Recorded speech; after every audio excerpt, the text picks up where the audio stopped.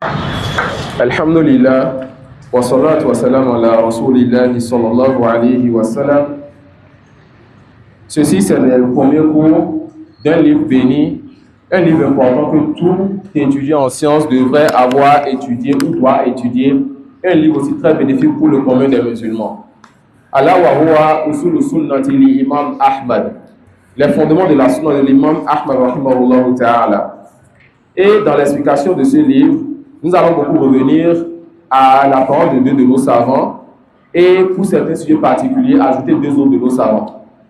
Nous allons beaucoup revenir, n'est-ce pas, à la parole et l'explication de Cheikh Abu Hazim Hafizullah Ta'ala, l'un de nos savants en Égypte au Caire, et de notre Cheikh bien-aimé, notre père, le Cheikh Mustafa Al-Aqsar et Hafizullah Ta'ala. Et pour certains sujets particuliers, on va revenir, n'est-ce pas, aux détails donnés par Cheikh Ubayd Al-Jabiri rahimahullah et le Cheikh Rabi Hafizullah Ta'ala. Deux savants contemporains, tu ne risques pas, n'est-ce pas, de parler dans cette science de manhaj sans revenir à leurs paroles et à leurs livres. Quand la face nous école à Cheikh Ubayd, il posait Cheikh Rabi Hafizullah. Le livre qu'on va étudier, certains livres que les savants appellent livre de manhaj. Certains livres que les savants appellent livre de manhaj. C'est quoi le manhaj? Le manhaj, c'est la voie et la méthodologie. Le manhaj, c'est l'islam. Le manhaj, c'est la sunna. Le manhaj, c'est tout ce que le prophète sallallahu alayhi wa sallam nous a apporté grand comme petit. Et le manhaj, quand nous voulons étudier cette science, on parle beaucoup plus de la croyance. Dans les livres de usul fiqh ou de sunna, quand on dit qu'on étudie le manhaj, on veut étudier des sujets particuliers de croyance qu'on ne voit pas dans les autres livres de croyance, comme le comportement avec l'innovateur. Comment se comporter quand les gens font des erreurs, quand c'est un ignorant qui a fait une erreur, quand c'est un innovateur et quand c'est quelqu'un de la sunna. Comment se comporter envers les ambiguïtés et bien d'autres sujets dont le détail ne vient pas dans les livres de croyance. Donc le manhaj est quelque chose qui est plus large que la croyance. Mais quand on veut étudier ça dans ses assises, on veut étudier certains sujets particuliers de la croyance. On veut faire quoi? Étudier certains sujets particuliers de la croyance. Ce livre a été écrit par Abu Abdillah Ahmad ibn Muhammad al-Hanbal, ou bien Ibn Hanbal, rahimahullah ta'ala. Il est, n'est-ce pas, l'un des quatre imams des quatre écoles de jurisprudence qui sont connus, al-Hanafiya, al-Malikiya, al-Shafi'iyya wa al-Hanbali. C'est lui, n'est-ce pas, l'imam de l'école de jurisprudence des Hanabila. Et l'imam Ahmed était quelqu'un qui était fort dans la jurisprudence. Il était quelqu'un qui était connu pour son zuhd, son ascétisme.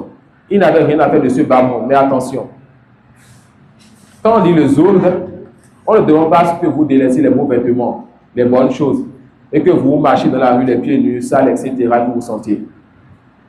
Le zuhd, le vrai zuhd, c'est que l'argent soit ici pour toi, dans ta main, mais pas dans ton cœur.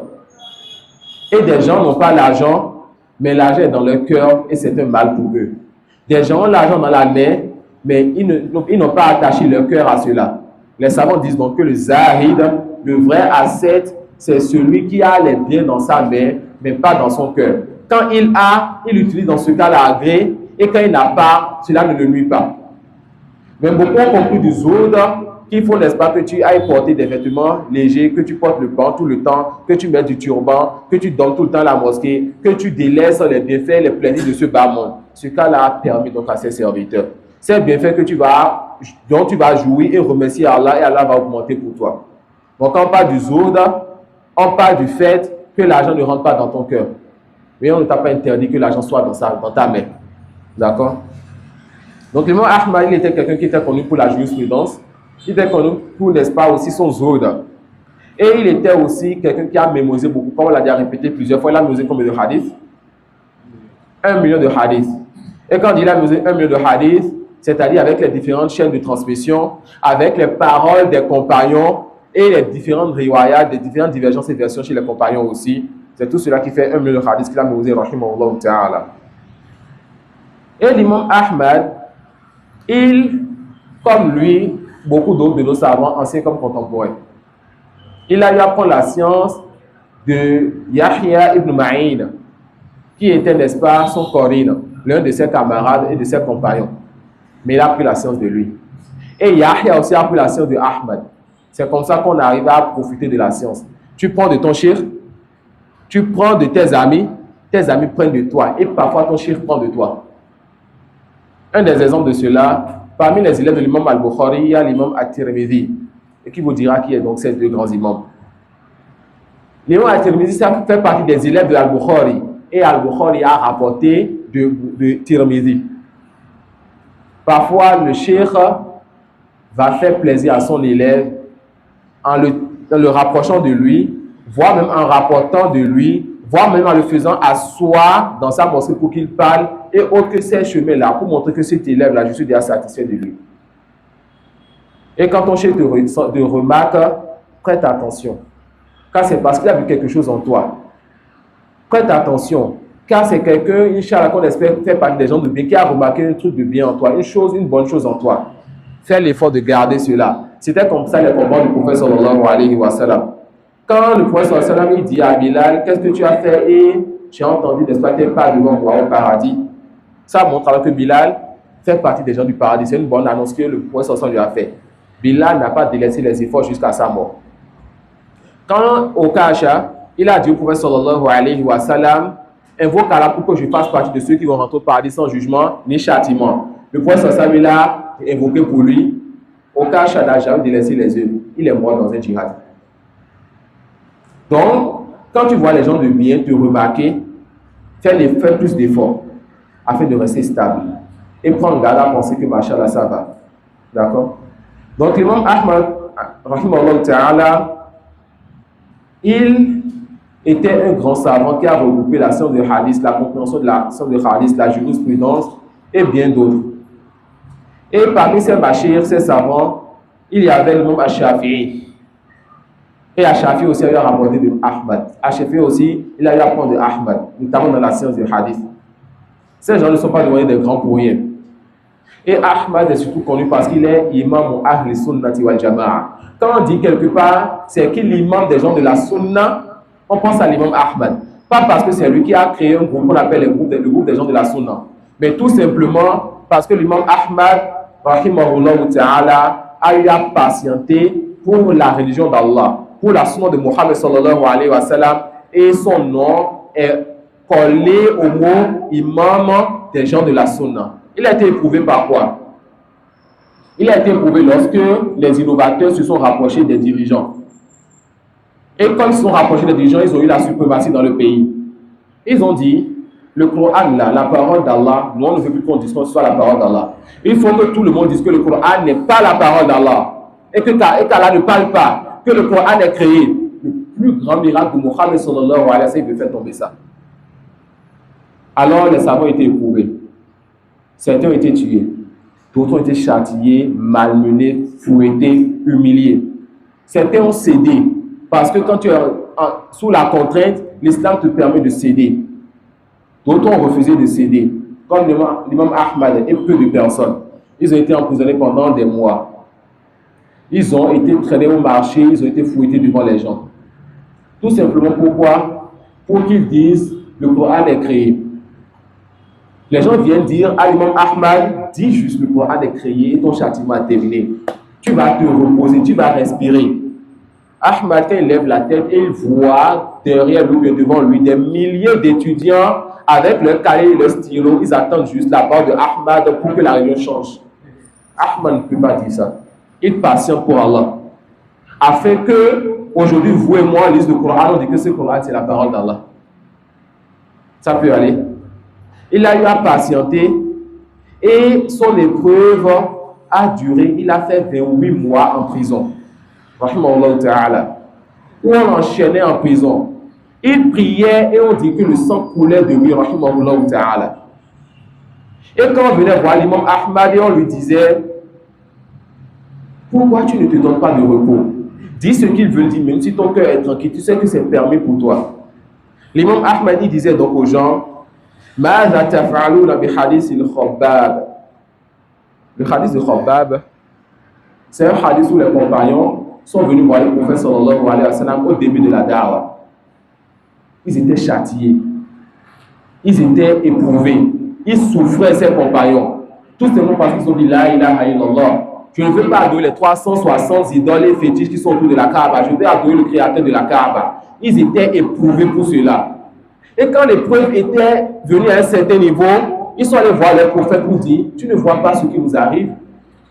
Le prophète sallallahu alayhi wa sallam a dit que les gens avaient, avant vous, on faisait un trou et on mettait la personne dedans, on prenait une scie et on le divisait en deux. On prenait une paille en fer pour lui arracher les cheveux jusqu'à ce qu'on puisse voir ses os. Et le prophète sallallahu alayhi wa sallam dit quoi? Que vous êtes juste un peu qui vous précipitez. Il dit ça à ses compagnons dans une époque où il est encore à Makka, où on veut le nuire à lui, à ses compagnons souffraient déjà. Il leur dit quoi? Patientez comme les gens patientaient avant vous. Il leur dit quoi? Vous êtes trop précipités, vous voulez très vite avoir le résultat de vos efforts. Et il jure par Allah. Il était en persécution à Makka, au début de la Dawa. Il jure par Allah qu'Allah va compléter cette affaire de sorte que des gens vont quitter telle zone lointaine au Cham pour aller dans telle zone, Hadramaut au Yémen. Ils ne vont avoir peur de personne si ce n'est Allah et le loup qui pourrait attaquer le mouton. Les musulmans vont circuler sur la terre d'Allah en transportant la ilaha illallah sans avoir peur ni craindre personne. Et ça, ce hadith fait partie de ce qu'on appelle le matin d'Allah et Nubuwa, les preuves de la prophétie de Mohammed sallallahu alayhi wa sallam. Car il a dit cela dans une époque de persécution et de difficulté, et le résultat, tout le monde sait. On sait comment les musulmans peuvent circuler partout. À une époque un peu plus à l'aise, à cette époque dans certains endroits. Et dans la Nubuwa, comme on l'a dit, à Nubuwa, les preuves de sa prophétie sont multiples, parmi lesquelles, ce que les savants citent beaucoup, est ce verset où cette sourate a fait convertir des gens. Tabbat Yada. Vous savez pourquoi? Là, c'est Abu Lahab qui était encore vivant à Makka avec Mohammed sallallahu alayhi wa sallam.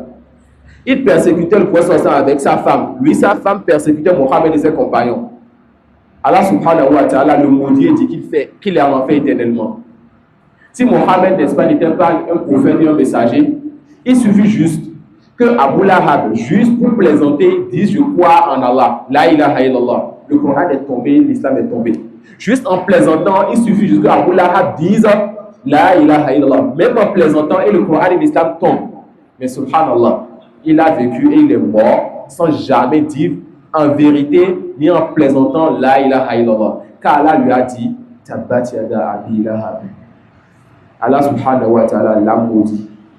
Et Allah l'a éloigné de sa miséricorde. Ce verset fait partie donc aussi des preuves de sa prophétie. Et certains, à notre époque ou un peu avant nous, ont eu à méditer sur ce verset. Parmi ceux, les non-musulmans qui essaient de faire des recherches, ils ont dit, si ce messager-là a dit cette parole-là à quelqu'un qui n'a même pas eu à l'humilier en disant que finalement, moi je crois en ton Seigneur, c'est que ce n'est pas la parole de ce messager.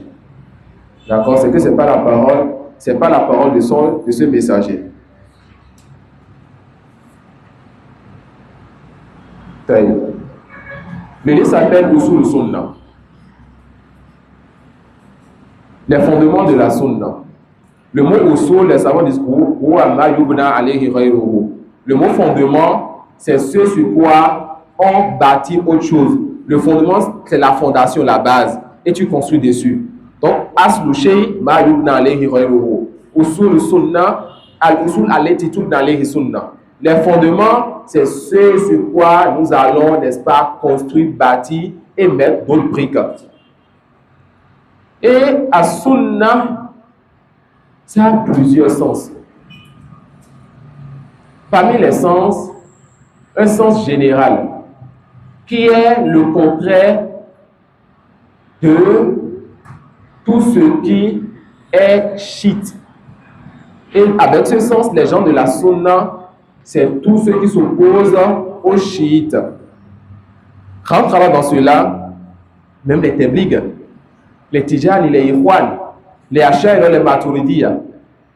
Pourquoi? Parce que la base, c'est que tous ceux-là s'opposent à qui? Aux chiites, qui disent que Jibril était envoyé vers Ali radiyallahu anhu.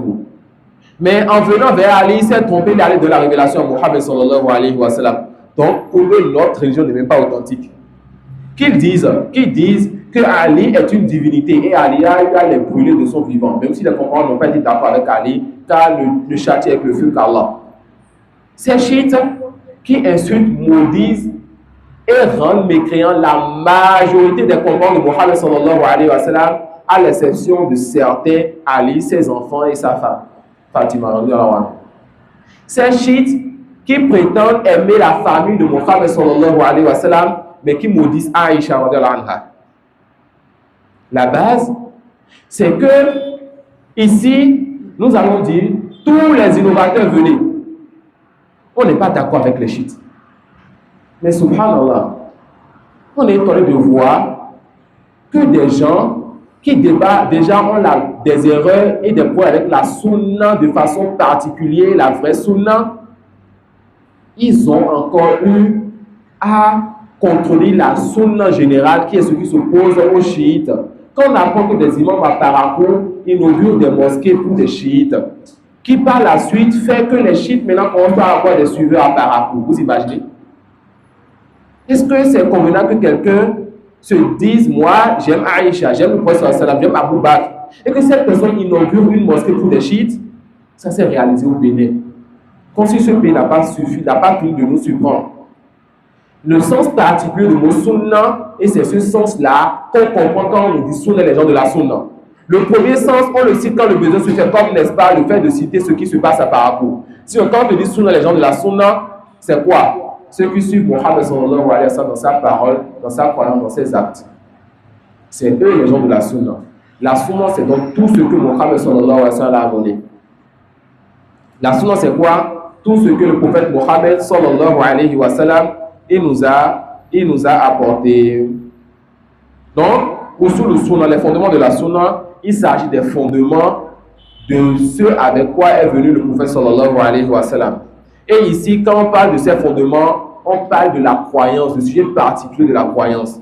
On veut parler et étudier alors ensemble des sujets particuliers dans la croyance de Mohammed sallallahu alayhi wa sallam. Des sujets particuliers dans la religion de Mohammed sallallahu alayhi wa sallam. Et l'auteur va alors diviser son livre en deux parties. Une première partie qui va dire Usul sunnati indana, les fondements de la sunna chez nous. Et une deuxième partie qui va commencer par sa parole Wa mina sunna, et fait partie de la sunna. Si Allah met la baraka dans ce temps, on va voir au moins la première partie aujourd'hui, Inch'Allah.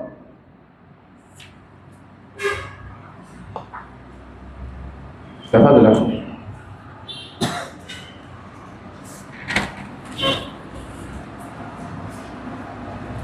أصول السنة.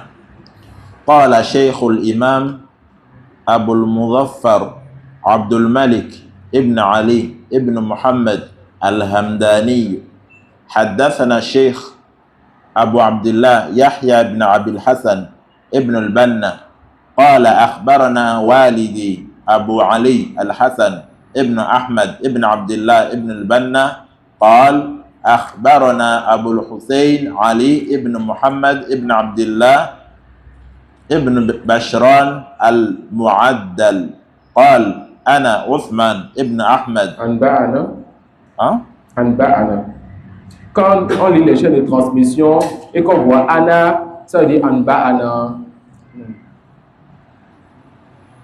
أنبانا عثمان ابن أحمد ابن السماك قال Et comme vous allez voir en bas, celui qui a fait la hash écrit Akhbarona.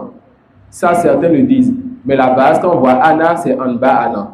Et les savants de hadith font la différence entre Haddathana, Sami'atu, Sami'na, Anba'ana, d'accord, Akhbarona. Tout cela, ça a une différence en fonction de la façon dont tu as appris la science du chef. Anba'ana. أنبانا أبو محمد ابن الحسن ابن عبد الوهاب ابن العنبر قراءة عليه من كتابه من شهر ربيع الأول من سنة 93 و200 أنبأنا أبو جعفر محمد ابن سليمان المنقري. Quand on voit le kof, le sa et le noun avec le l, ça veut dire Qala haddathana. Qala haddathana, comme ils ont mis en bas. قال حدثنا أبو جعفر محمد ابن سليمان المنقري البصري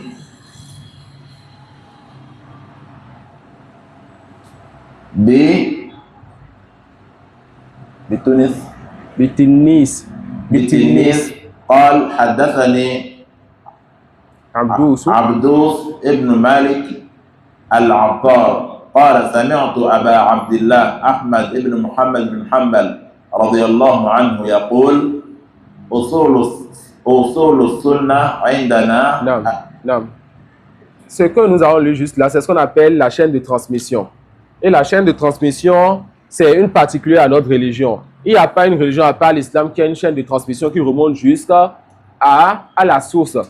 On dit que les juifs et les chrétiens, ceux parmi eux qui pourraient avoir une chaîne de transmission, c'est une chaîne de transmission de 300 ans entre leurs messagers et eux. Mais nous, notre chaîne de transmission remonte au prophète sallallahu alayhi wa sallam, qui a pris de Jibril et qui a écouté son Seigneur subhanahu wa ta'ala.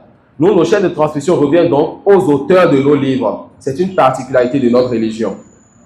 L'auteur dit Usul sunnati indana.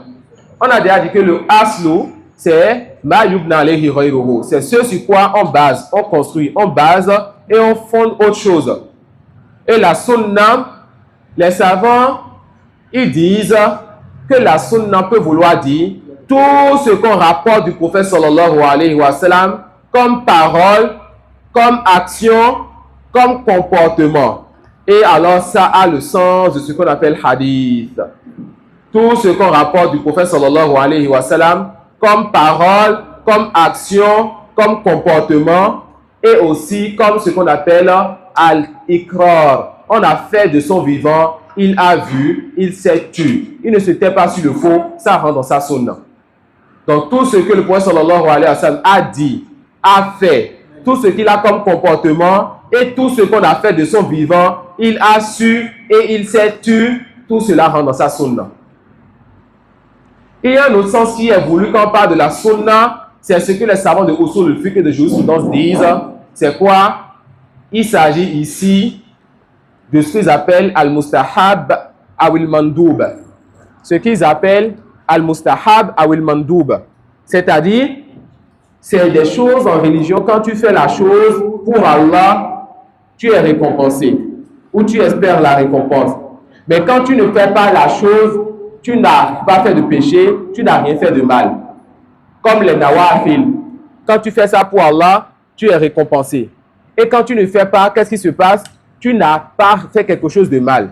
Donc ça, on appelle ça chez les savants de jurisprudence, de usul al-fiqh et de jurisprudence de fiqh, on appelle ça comment? On appelle ça mandouba ou bien mustahab. Donc on voit que la sunna peut être le hadith ou bien tout ce qui a été rapporté du prophète sallallahu alayhi wa sallam, parole, action, comportement ou ce qu'on a fait ou dit de son vivant, il a su, il s'est tu. Tout ça rentre dans sa sunna. Chez les savants de hadith. Et chez les savants de usul al-fiqh et de jurisprudence, c'est quoi? C'est ce que quand tu fais, tu es récompensé. Quand tu fais pour Allah et quand tu ne fais pas, tu n'as pas de péché. Mais ici, ce n'est pas les deux cas là qui nous intéressent. Ici, c'est la croyance que nous voulons voir. Ici, c'est la croyance. Quand on dit sunna, ici, c'est la croyance. Voilà pourquoi les anciens, quand ils disaient usul sunna, il y a des usul al-i'tiqad. Usul al-i'tiqad, les fondements de la croyance. Et quand ils disaient as-sunna, c'était un livre sur la croyance. Quand ils disaient sharh sunna, c'était un livre sur la croyance. Mais des sujets que vous n'allez pas voir dans les autres livres de croyance, comme Aqidat al-Sunnah wal Jama'a, comme Al-Hamawiyya, comme At-Tahawiyya, comme Kitab Tawhid et bien d'autres livres de Tawhid et de croyance. Ici, c'est des sujets particuliers de croyance. Comment se comporter envers l'innovateur et autre chose que j'ai cité tout à l'heure. L'auteur dit Usul sunnati indana, les fondements donc de la croyance chez nous. C'est qui, quand il dit indana, il parle de chez qui? Chez les gens de la sunna. Pourquoi? Parce que l'imam Ahmad qui rapporte, qui a donc écrit ce livre, c'est qui? C'est l'imam des gens de la sunna. Et il y a en cela une éducation importante quand nous prenons la science, c'est que la science se prend des gens de la sunna. L'auteur, il a dit les fondements de la sunna chez nous. Il n'a pas dit chez les innovateurs ou chez les ignorants. La science se prend des gens de la sunna. Et il n'est pas permis de prendre la science des innovateurs, ni de celui qui n'a pas la science. Celui qui n'a pas quelque chose ne donne pas ça. La science se prend de celui qu'on sait qu'il a étudié. Ce qu'il a étudié. Donc quand l'imam Ahmad nous dit Usul sunnati indana, il veut te dire les fondements de la sunna. C'est un sujet particulier de la croyance chez nous. D'accord? Donc quand tu vas prendre ça chez l'innovateur, tu auras autre que ces sujets, tu n'es pas donc parmi les gens de la sunna.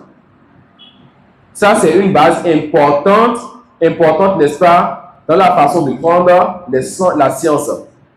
Et si on demande donc c'est qui les gens de la sunna, c'est les compagnons du prophète sallallahu alayhi wa sallam. C'est le prophète sallallahu alayhi wa sallam et ses compagnons. C'est les tabi'in, ceux qui ont suivi les compagnons. Et c'est ceux qui ont suivi les 3 premières générations dans ce sur quoi ils étaient. C'est ceux qui ont suivi les 3 premières générations dans ce sur quoi ils étaient. Non.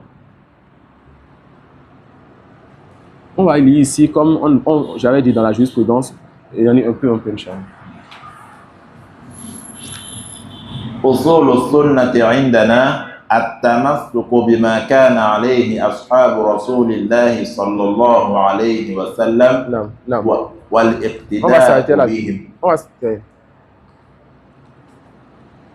L'auteur dit أصول السنة عندنا التمسك بما كان عليه أصحاب رسول الله صلى الله عليه وسلم والاقتداء بهم.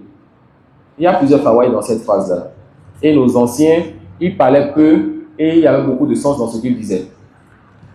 Atamassuku bima kana alayhi ashabu rasulillahi sallallahu alayhi wa sallam. Les fondements de la sunna chez nous, c'est le fait de nous attacher à ce sur quoi étaient les compagnons du prophète sallallahu alayhi wa sallam. Car c'est eux les gens de la sunna. Donc c'est leurs fondements qui sont nos fondements. Celui donc qui veut se vouloir de ce chemin de la voie des gens de la sunna doit s'attacher à ce sur quoi étaient les compagnons de Mohammed sallallahu alayhi wa sallam. Pourquoi? Parce que c'est sur eux que le prophète sallallahu alayhi wa sallam expliquait, c'est à eux qu'il expliquait la révélation qui descendait sur lui. C'est eux qui ont vu la révélation qui descendait. Et aussi, Allah subhanahu wa ta'ala dit فَإِنْ آمَنُوا بِمِثْلِ مَا آمَنْتُمْ بِهِ فَقَدِ اهْتَدَوْا. S'ils ont cru à ce à quoi vous avez aussi cru, ils sont bien guidés. Alors, la guidée, la sunna et la voie droite, c'est le fait de croire à ce à quoi avaient cru les compagnons de Mohammed sallallahu alayhi wa sallam. Toute preuve dans le Coran, la sunna qui fait les éloges des compagnons est une preuve du fait qu'il est obligatoire pour nous de les suivre. Toute preuve dans le Coran et la sunna qui fait les éloges et qui montre la place des compagnons de Mohammed sallallahu alayhi wa sallam est une preuve qu'il est obligatoire pour nous de suivre leur voie.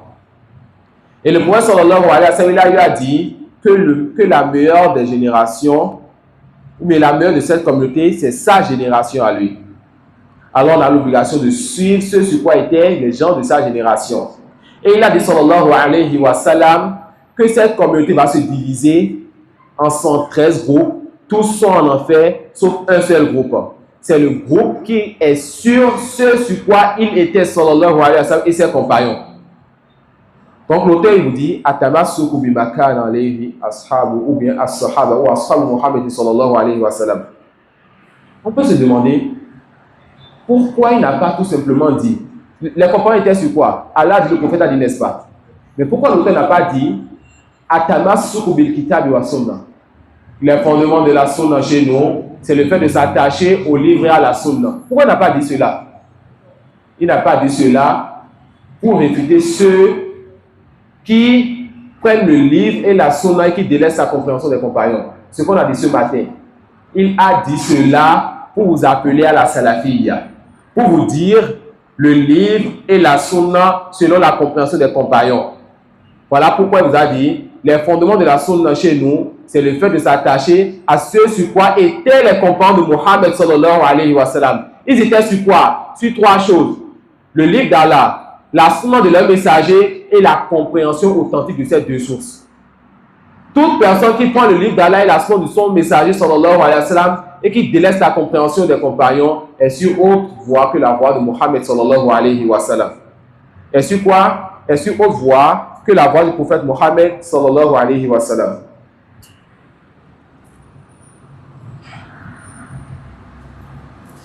وترك البدع وكل بدعة فهي ضلالة وترك الخصومات والجلوس مع أصحاب الأهواء وترك المراء والجدال والخصومات في الدين. D'abord, avant d'expliquer ce que le frère a dit, Hafizahullah, on a eu à questionner Abdullah, le fils de l'imam Ahmad, a eu à questionner son père en disant إذا اختلف الصحابة على قولين هل يجوز لنا إحداث قول ثالث. Quand les compagnons se divisent en deux paroles, ils ont divergé sur un sujet de jurisprudence et là on attire l'attention. Il n'y a pas de divergence dans la croyance qui est permise. La divergence est permise dans les sujets de jurisprudence où il n'y a pas de preuve claire. Quand il y a une preuve claire dans un sujet de jurisprudence, l'avis qui contrôle la preuve est une erreur, ce n'est pas une divergence. On dira, dans ce sujet, les savants ont divergé en deux groupes, ou bien en deux paroles. Ils se sont divergés en deux paroles. C'est parce qu'il n'y a pas une preuve claire. Ils ont fait des efforts d'interprétation en revenant aux règles d'Usul Fiqh, comme on l'a vu le matin. Mais quand la preuve est claire, et que quelqu'un dit une autre parole, on dit c'est trompé celui qui a contredit. On va dire que tel savant, lui, il est allé loin, il s'est trompé, il a apporté une parole nouvelle. En croyance, il n'y a même pas de sujet où la divergence est permise. Dans les fondements de la croyance, on ne dit pas que les gens de la sunna se sont divisés. Et cela, on verra ça, Inch'Allah, dans le livre, avec une parole bénéfique de Cheikh Rabia sur cela. Les compagnons de Mohammed sallallahu alayhi wa sallam, à leur époque, les grandes innovations ont commencé dans notre religion. Comme l'innovation des Khawarij, comme l'innovation des Qadariya. Mais aucun compagnon n'a jamais été dans un groupe innové. Les innovations ont commencé à l'époque de grands compagnons, mais aucun compagnon n'a jamais été dans un groupe innové. Les savants disent que l'innovation est une chose qui est dangereuse. Et cela pour plusieurs raisons. Parmi les raisons, l'innovation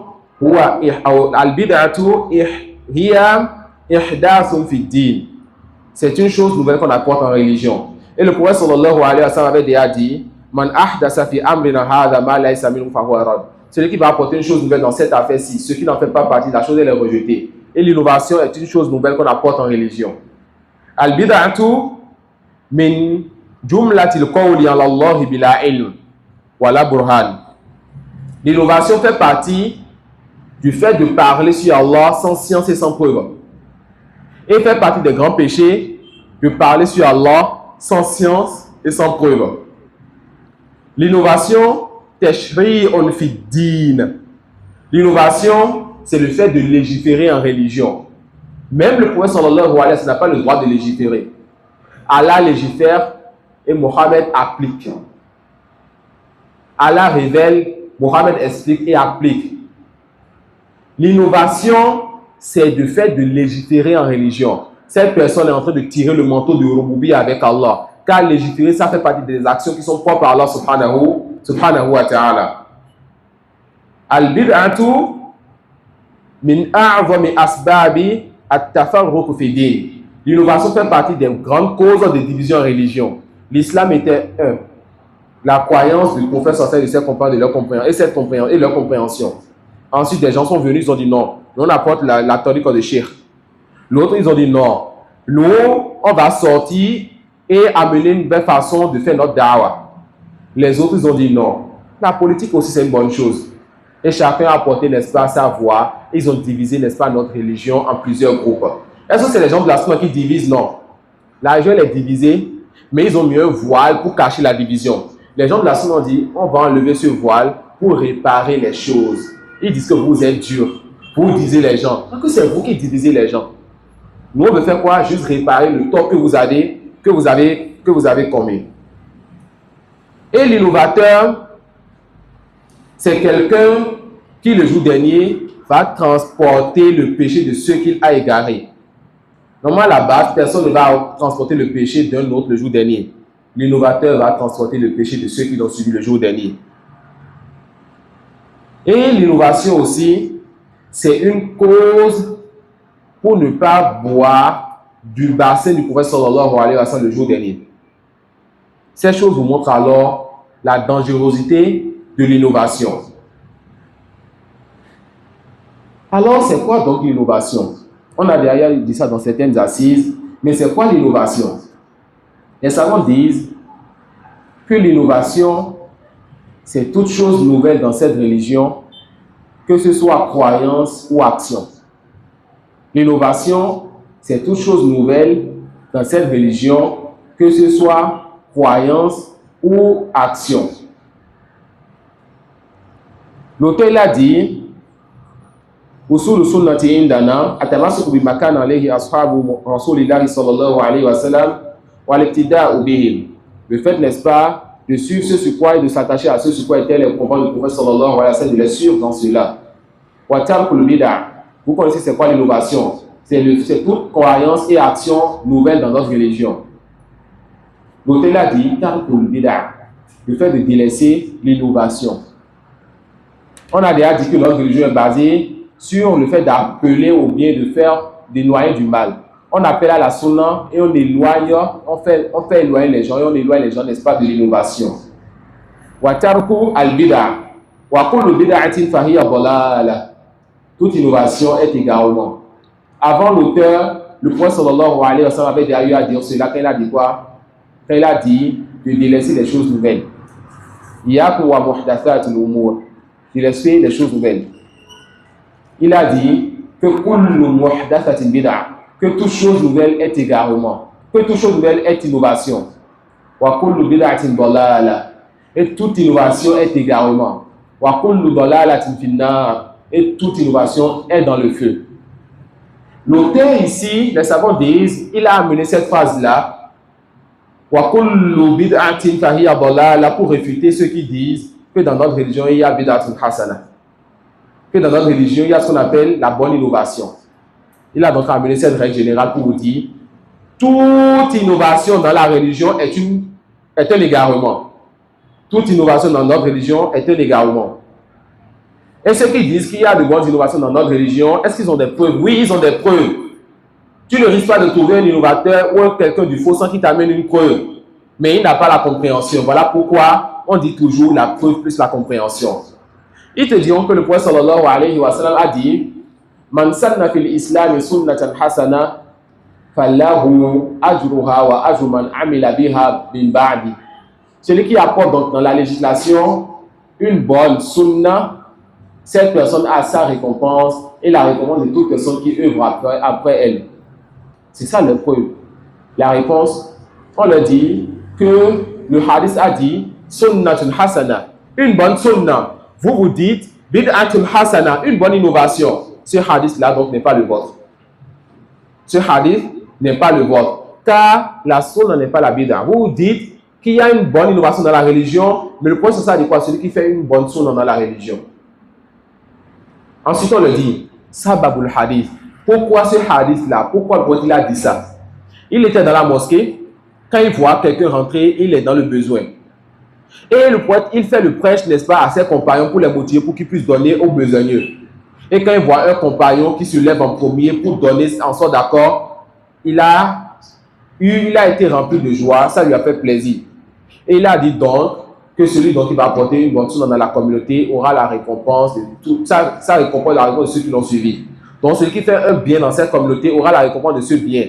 Et toute personne qui aura fait ce bien par la cause du premier qui a été un exemple, le premier aura la récompense des autres aussi sans que ça ne diminue rien de leur récompense. Alors les savants demandent, est-ce que la sadaqa est une chose nouvelle dans la religion? Est-ce que c'est ce comportement qui a commencé? Ou la sadaqa était dans notre religion depuis? La réponse était dans notre religion depuis. Mais dans cette assise, personne ne faisait la sadaqa jusqu'à ce qu'un compagnon se lève et fasse une bonne sunna qui était déjà dans notre religion. Alors le prophète l'a encouragé. Donc, on leur dit que le hadith parle d'une bonne sunna, vous parlez d'une bonne innovation. Deux, la cause même parle de quelque chose qui est déjà dans notre religion. Vous voulez avoir quelque chose de nouveau dans notre religion. 3. La suite du hadith. Le prophète sallallahu alayhi wa sallam dit quoi? Que celui-là qui va apporter une mauvaise sunna, sunnatan sayyi'a, cette personne aura son wizra. Cette personne aura donc le péché de cette mauvaise sunna, de cette mauvaise habitude qu'il aura apporté dans la religion, ou qu'elle aura apporté dans la religion, et le péché de toute personne qui va suivre cette personne. Alors on demandera donc à ceux qui disent qu'il y a une bonne sunna dans la religion, qui te dit si ce que toi tu fais est une bonne sunna ou une mauvaise sunna. D'accord? On te dira, quand tu nous dis qu'il y a une bonne innovation, on te dit, avec ce hadith, tu es dans la première partie ou la deuxième partie. Tu es dans la première partie ou dans la deuxième partie. Et ajouter aussi à cela que celui qui dit qu'il y a une bonne innovation en religion, c'est quelqu'un qui fait al-istidrak au prophète sallallahu alayhi wa sallam. C'est comme s'il a le prophète sallallahu alayhi wa sallam devant le prophète lui dit kullu bid'atin dalala, toute innovation est égarement. Lui dit non, il y a de bonnes innovations. Ça peut aller. Vous voyez, quelqu'un peut avoir la foi dans le cœur et dire cela. Ton prophète dit kullu bid'atin dalala, toute innovation est égarement. Lui dit non, il y a une bonne innovation. Et aussi, certaines personnes, quand ils vous parlent de bonnes innovations, c'est à cause d'une mauvaise compréhension qu'ils ont. Ils considèrent, n'est-ce pas, le mushaf, le fait qu'ils ont regroupé le Coran dans le mushaf. Ils considèrent le micro aujourd'hui qu'on utilise pour faire des cours ou pour prier. Mais en réalité, ce qu'ils considèrent, c'est ce que les savants appellent al-masalihul mursala. Et Cheikh Suleiman al-Khayli, al-Faqih, al-Usuli, hafizahullah ta'ala, il dit que al-masalihul mursala hiya ma'tabara ash-shar'u jinsahu wajtahada al-ulama'u fi tatbiqiha. Ce qu'on appelle masalihul mursala, c'est quelque chose que la législation a considéré le genre. La législation a considéré le genre de cette chose. Mais les savants ont fait des efforts pour appliquer ce genre de choses que la législation a considéré. Est-ce que la législation a considéré le fait d'hausser la voix pour l'adhan? Le prophète sallallahu alayhi wa sallam a demandé à ce que Bilal fasse l'adhan car sa voix portait. Alors le fait d'utiliser les micros aujourd'hui pour faire l'adhan, ça rentre dans les masalihul mursala, ce n'est pas une bid'atul hasana. Ce n'est pas une bonne innovation. Ça rentre tout simplement dans ce qu'on appelle masalihul mursala. La législation a vu le bien qu'il y a dans cela et les savants, selon l'époque, appliquent en fonction des moyens qu'ils ont, ce qui va rester dans ce que la législation avait légiféré. Mais la bid'a hasana que les autres voient, c'est une chose nouvelle qui veut l'amener dans la religion. Est-ce que la législation a considéré le fait de préserver les versets et le Coran? La réponse oui. Donc le fait, n'est-ce pas, qu'on ait les masalih, c'est dans les masalihul mursala. D'accord, donc on fait la différence. Ne laissez pas les gens vous embrouiller. Ah, mais le micro qu'on utilise, on les masalih, les livres qu'on partage, le fait de construire des établissements et d'enseigner dedans, on dit quoi? Masalihul mursala. Et quand l'un d'entre eux viendra pour utiliser l'innovation, pour dire que c'est maslaha mursala, les étudiants en sciences seront là pour lui montrer la différence entre l'innovation et la masalihul mursala. L'auteur dit, usul sunna indana, les fondements de la sunna chez nous, atamassuku bima kana alayhi ashabu Muhammadin, ashabu Rasulillahi sallallahu alayhi wa sallam, le fait de nous attacher à ce sur quoi étaient les compagnons du prophète Mohammed sallallahu alayhi wa sallam, wa tarkul bid'a, le fait de délaisser l'innovation. Wa kullu bid'atin dalala, fahiya dalala, toute innovation est égarement. Wa tarkul khusumati wal julusi ma ashabil ahwa, le fait de délaisser les débats et le fait de s'asseoir avec ashabul ahwa, c'est-à-dire les innovateurs. On ne débat pas avec eux et on ne s'assoit pas avec eux. Haqqul mubtadi'a hajruhu.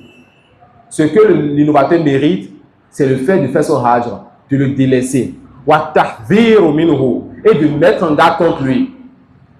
Et de faire quoi? Et de mettre en garde, n'est-ce pas, contre lui. Car il y a dans le fait de réfuter l'innovateur, de mettre en garde contre lui et de s'éloigner de lui, une solution pour préserver les musulmans de son mal. Quelqu'un qui est atteint d'un mal, qui contamine.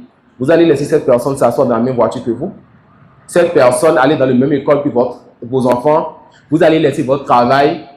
votre business, vos activités pour aller à l'école, parler avec l'administration pour dire on a appris que tel enfant a le corona, dans une époque où le corona est en train de faire peur à tout le monde. Comment vous pouvez laisser cet enfant venir à l'école?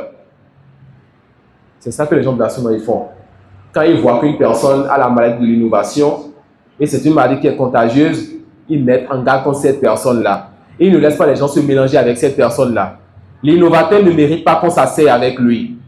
L'innovateur ne mérite pas qu'on marche avec lui. L'innovateur, c'est quelqu'un qui a l'air son messager maudisse. L'innovateur, c'est quelqu'un dont les œuvres sont rejetées. Prends garde à être avec cette personne lorsque le châtiment d'Allah veut tomber sur cette personne. Et le fait, n'est-ce pas, de mettre en garde contre les innovateurs et de faire leur hajr, le fait de les délaisser, il y a le wikoya pour le hajir. Il y a aussi une préservation pour celui qui s'éloigne d'eux, pour qu'il ne soit pas aussi contaminé, pour qu'il ne soit pas aussi pris, n'est-ce pas, par le mal. Pour qu'il ne soit pas aussi pris par le mal. Et l'auteur, vous allez voir si vous méditez qu'il a bien ordonné son livre. Il a d'abord cité l'innovation. Ensuite, le fait de délaisser l'innovation. Ensuite, le fait que toute innovation est égarement. Ensuite, le fait de délaisser les innovateurs. Ensuite, le fait de délaisser les innovateurs, ceux qui font l'innovation. Il y a en cela une réfutation à ceux qui ont une qaïda batila. Ils disent nansahu wala nujarrih. Nous donnons le conseil, mais nous ne réfutons pas la personne. Nous parlons de l'erreur, mais nous ne parlons pas de celui qui a fait l'erreur. On dit kadibun wallah, tu as menti. On réfute l'erreur et celui qui a fait l'erreur. On corrige l'erreur et on met en garde contre l'innovateur. Alors là, nous allons parler des types d'erreurs. Quand quelqu'un se trompe, on regarde l'erreur et celui qui s'est trompé. Quand quelqu'un se trompe dans notre religion, on regarde l'erreur et celui qui s'est trompé. Et ça, c'est un sujet très important. Si vous avez compris ne serait-ce que ce sujet dans l'assise d'aujourd'hui du matin au soir, Wallah, vous avez compris un truc, une chose qui est à notre époque, une fitna parmi les francophones et les arabophones. Et c'est celui qui prend les fondements qu'Allah préserve l'espace sur la voie. Quand celui qui s'est trompé est un ignorant, on dit l'ignorant n'a même pas encore le droit de parler dans la religion. On réfute son erreur et on le réfute. Et aucun mal à appeler son nom quand on le réfute. Qui l'a demandé de parler dans la religion d'Allah? Quand celui qui s'est trompé ouvertement, quelle que soit sa place et sa valeur, cette personne mérite que son erreur soit corrigée ouvertement. Quand celui qui s'est trompé est un innovateur, la karama lil mubtadi'a. L'innovateur ne mérite aucun respect, aucun honneur. On refuse son erreur et on est dur envers lui dans la réfutation. Car cette dureté, c'est ça la sagesse qui convient à l'innovateur. Car l'innovateur ne pense pas qu'il s'est trompé. Voilà pourquoi les savants disent que le repenti a été interdit ou bien que l'innovateur dans peu de cas, l'innovateur se répand. Dans peu de cas, l'innovateur se répand. L'image, pourquoi? Parce qu'il pense qu'il est sur la voie droite. Tu vas t'asseoir avec un tablique et tu lui dis, mon frère, va apprendre ta religion. Il te dit, vous perdez le temps. Voilà pourquoi les tabliques viennent demander aux oustas dans les mosquées, ils sont avec nous quand. Ça peut aller. L'innovateur, pour lui, gagne des récompenses sur sa voie. Il se rapproche d'Allah. Alors, cette personne a besoin parfois et le plus souvent d'une certaine dureté. Il est souffrant, il ne voit pas sa maladie. Cette personne, ce n'est pas quelqu'un à qui tu veux juste mettre une seringue. Tu veux lui amputer un membre qui est en train de le tuer. Quelque chose qu'il a ajouté à lui, mais qui est en train de le tuer. Il doit souffrir quand, n'est-ce pas, tu t'approches de lui. Et c'est une souffrance qui renferme de la miséricorde pour lui et pour ceux qui pourraient le suivre. Donc, quand l'erreur vient de l'innovateur, on le réfute et on refuse son erreur. Maintenant, quand celui qui se trompe, c'est quelqu'un qui est sur les fondements des gens de la Sunna. Quand celui qui se trompe, prêtez attention, c'est quelqu'un qui est connu pour être un étudiant, un prédicateur ou un savant salafi. Comment on se comporte avec lui? On regarde le type d'erreur. Quand c'est ce que les savants appellent une erreur qui est venue juste vite fait comme ça. Ou bien, il a fait un effort sur une preuve qu'il pensait authentique. Ou bien une preuve authentique, il a fait un effort, il s'est trompé. Mais cette erreur, ce n'est pas sur ses fondements, c'est que l'auteur ou le chef, il a des fondements qui contredisent cela, mais à cause de telle preuve, il a dit cela. Qu'est-ce qu'on fait dans ce cas? On appelle ça Zallatul Ulama. Le chef, il a glissé. Il est tombé vite fait. On va l'aider à se relever. Ce qu'il a fait glisser, on enlève ça du chemin. On réfute l'erreur. L'erreur doit toujours être corrigée. On corrige l'erreur. Mais chef, on ne le fait pas tomber. Chef, on ne le délaisse pas. L'étudiant ou le prédicateur ne le fait pas tomber. On ne le délaisse pas. Qu'est-ce qu'on fait? On corrige l'erreur qu'il a fait. Je ne suis pas d'accord avec toi pour cette erreur-là. Mais quand même, on garde sa place auprès de nous. On continue à appeler les gens vers lui. Il y a un groupe qu'on appelle les Haddadiyya. Et je vais vous résumer leur fondement en deux choses. La première chose, le fait qu'ils viennent, n'est-ce pas, dans un milieu et qu'ils s'attaquent donc à l'imam des gens de la Sunna dans ce milieu. S'ils s'attaquent à un seul des grands de la Sunna dans un milieu, ça n'est pas des comportements des Haddadiyya, le fait de vouloir faire tomber un des grands savants de la Sunna. Comme ils le font, n'est-ce pas, à Cheikh Al-Albani depuis très longtemps. Comme ils le font à bien d'autres de nos savants. Comme ils le font à notre époque à Cheikh Rabia, à Cheikh Roslan et bien d'autres savants. Ou bien, vous les voyez, ils vont prendre une règle générale et prendre cette règle et faire tomber tous les étudiants et tous les salafis du milieu du monde. Toute personne qui a cette position, délaissez-le. Ensuite, ils appliquent cette règle-là à toute personne sans exception. Toute personne qui est sur la sunna. Ça fait partie des comportements, des fondements des Haddadiyya. Imma isqat imam min a'imati sunnah ou isqat jama'atin min afrad sunnah bi qa'idatin 'amma. Soit le fait de délaisser un parmi nos grands savants et de le faire tomber, soit par le fait de faire tomber un groupe d'étudiants, de prédicateurs, de savants salafis, par une règle générale qui ne touche pas les fondements de la sunna. Prêtez donc attention à cela. Que l'amour et la jalousie pour la vérité ne vous amènent pas à piétiner, à tomber et rentrer dans un groupe qui va vous nuire et nuire aux efforts que vous êtes en train de faire. Un groupe qui s'oppose donc à ces gens-là, les Moumeïya, ils vous diront une règle générale pour ne pas faire sortir quelqu'un de la sunna et pour faire entrer les innovateurs dans la sunna. Ils vont dire, ne parlez pas sur les gens, soyez sages. Et sage chez eux, c'est de ne pas mettre en garde. Sage chez eux, c'est de donner le conseil de ne pas faire le jarh. Chez eux, il n'y a pas d'innovateur. Comme le dit les imams à notre époque, Al-Halabi. Tous, nous sommes salafis, innovateurs, gens de la sunna, ignorants, tous sont des salafis. Ces gens-là, prenez garde aussi à eux. Quand ils veulent mélanger le vrai et le faux. Les gens de la sunna, quand l'erreur est faite par un chef, un prédicateur ou un étudiant salafi, quand ça fait partie des erreurs qui ne rentrent pas dans les fondements, on corrige l'erreur et on garde la place de chef. Si par exemple le chef ou bien le prédicateur est mort et que l'erreur est restée dans ses audios, dans ses livres, chaque fois qu'on va aborder ce sujet, on va dire dans ce sujet, certains, n'est-ce pas, des gens de bien se sont trompés, ils ont dit telle chose.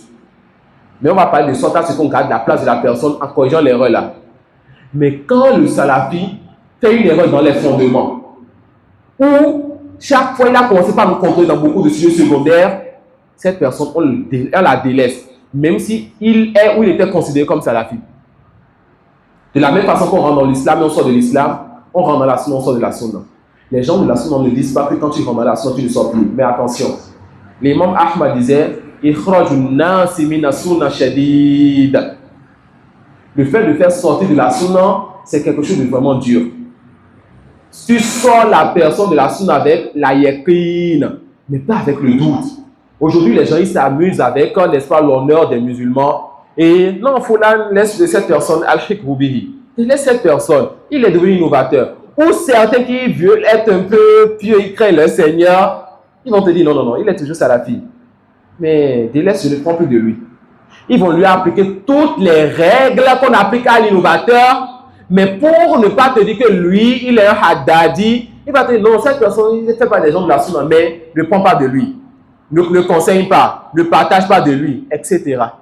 Si vous méditez, vous allez voir les fitanes autour de nous, à notre époque, combien de prédicateurs, de savants et de gens de bien ont été délaissés sans qu'ils aient fait des erreurs dans les fondements de la sunna. Les gens ont pris leurs erreurs et ont dit non, on les délaisse. Si seulement ils savaient, il se peut que l'erreur de l'autre soit une erreur, oui, il s'est trompé. Mais on ne le délaissera pas à cause de cette erreur. Mais toi, tu viens de faire une erreur qui te rapproche d'un groupe qui est dangereux. Donc, prêtez donc attention à cela. Les fondements de la sunna chez nous. Le fait de nous attacher à ceux sur quoi étaient les compagnons. De délaisser l'innovation. De délaisser l'innovation, car toute innovation est égarement. Et de ne pas débattre avec les innovateurs. De ne pas nous asseoir avec les innovateurs. Et les savants, ils ont plein de paroles, n'est-ce pas, sur le fait de marcher ou de s'asseoir avec les innovateurs. Si on doit dénombrer ces choses, on ne pourra pas respecter les conditions d'une daoura, on va trop parler. Et lui-même, il ajoute Wal-julus ma ashabi al-ahwa, on ne s'assoit même pas avec eux. Le débat avec l'innovateur, la base, c'est l'interdiction. Et cela est permis dans certains cas restreints. Et la condition pour cela, c'est que le débat soit fait avec quelqu'un qui a la science. La personne étudie les fondements et maîtrise, et étudie aussi les ambiguïtés et maîtrise cela, de sorte qu'il est capable de réfuter l'ambiguïté. Et il dit pour finir, وَتَرْكُ الْمِرَاءِ وَالْجِدَالِ وَالْخُصُومَاتِ فِي الدِّينِ. Al-mira wal-jidal wal-khusumat, tout ça c'est des synonymes pour dire le débat. On délaisse tout type de débat en religion. Et ici, cette phrase est plus générale que la phrase précédente. Dans la phrase précédente, l'auteur, il voulait, n'est-ce pas, que nous délaissions les débats avec les innovateurs, ne s'assoient pas avec eux. Mais dans cette phrase, il vous dit de délaisser les débats même entre vous, les gens de la sunna. Délaisser les débats. Et ici, nous ne parlons pas de tout type de débat. Les débats qui ne conviennent pas. Et il s'agit des débats dans la croyance, par exemple. Les débats dans les sujets où il y a des tests contre un, il y a des tests qui sont déjà clairs et précis. Les débats dans ces sujets sont interdits. Donc, il n'est pas permis pour nous de débattre avec les innovateurs. Il n'est pas permis pour nous de débattre entre nous sur des sujets où la preuve est claire ou des sujets de croyance. Et combien de personnes ont eu à dévier à cause des débats? Soit parce qu'ils n'ont pas la science de ce débat, soit parce qu'ils n'ont pas le comportement de ce débat, soit parce qu'ils ont fait du débat un sujet de base pour leur prêche. Donc, l'auteur ici nous montre donc les fondements importants de la sunna. Et nous allons nous arrêter sur ceci pour ce livre béni, Inch'Allah. Et demain, nous allons voir deux autres fondements qui vont sauter parmi les fondements de la sunna. Avant de voir la deuxième partie, comme on l'a dit, il a divisé son livre en deux parties. Sous le sunna indana, les fondements des gens de la sunna chez nous. Et la deuxième partie, Wamina sunna, fait partie de la sunna. Wa jazakumullahu khairan. Wa subhanaka wa bihamdik. Ashhadu an la ilaha illa anta astaghfiruka wa atubu ilayk.